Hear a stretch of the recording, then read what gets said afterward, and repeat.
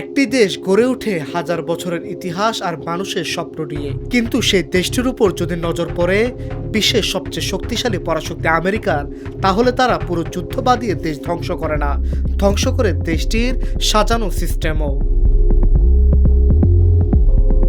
আমেরিকার প্ল্যান, চুক্তি, অভিযান ইত্যাদির সাথে যদি কোনো দেশ সাপোর্ট না করে, তাহলে শুরু হয় তাদের ষড়যন্ত্র। কখনো গণতন্ত্র রক্ষার দোহাই দিয়ে, কখনো মানবাধিকারের বুলি, আবার কখনো সন্ত্রাসবাদ দমনের নামে ঢুকে পড়ে একটি জনপদে। তাদের প্রস্থানের পর পড়ে থাকে লাশ আর ধ্বংসস্তূপ। ইরাকের সমৃদ্ধি থেকে লিবিয়ার বিলাসিতা, সবই আজ ধূসর ইতিহাস। আমেরিকা প্রথমে ব্যবহার করে অর্থনৈতিক নিষেধাজ্ঞার হাতিয়ার, যা একটি দেশের মেরুদণ্ড ভেঙে দেয়। এরপর সেখানে সিআইএকে দিয়ে দেশের ভেতর গৃহযুদ্ধ আর বিভেদ উস্কে দেয়।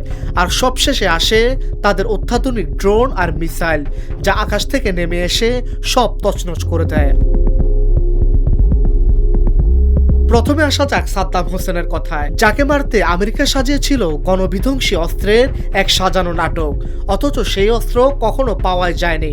সাদ্দামকে গর্ত থেকে টেনে বের করে ফাঁসির কণ্ঠে ঝোলানো পর্যন্ত পুরোটাই ছিল সিআইএর নিখুঁত সাইকোলজিক্যাল গেম। এরপর লিবিয়ার গাদ্দাফি, যিনি আফ্রিকাকে এক করতে চেয়েছিলেন। ন্যাটোর বিমান হামলা আর ভেতরকার বিদ্রোহীদের উস্কে দিয়ে তাকেও রক্তাক্ত করা হলো। অনেকের দাবি এটি কোনো যুদ্ধ ছিল না, এটি ছিল একটি রেজিম চেঞ্জের নিখুঁত প্লটের বাস্তবায়ন। ওসামা বিন লাদেনের ক্ষেত্রে আমেরিকা ব্যবহার করেছে তাদের সবচেয়ে নিখুঁত ইন্টেলিজেন্স বাহিনী। অ্যাবটাবাদে সেই রাত, যেখানে রাডারকে ফাঁকি দিয়ে ব্ল্যাক হক হেলিকপ্টার আর নেভি সিল পাঠিয়ে লাদেনকে নিঃশেষ করা হয়। আর বাগদানের বেলায় সিআইএর ডাবল এজেন্ট আর ড্রোন প্রযুক্তির এমন এক জাল বোনা হয়েছিল, যেখানে নিজের ডেরায় আত্মঘাতী হওয়া ছাড়া আর কোনো পথ ছিল না। আমেরিকা এখানে দেখিয়েছে পালানোর কোনো অবকাশই নেই।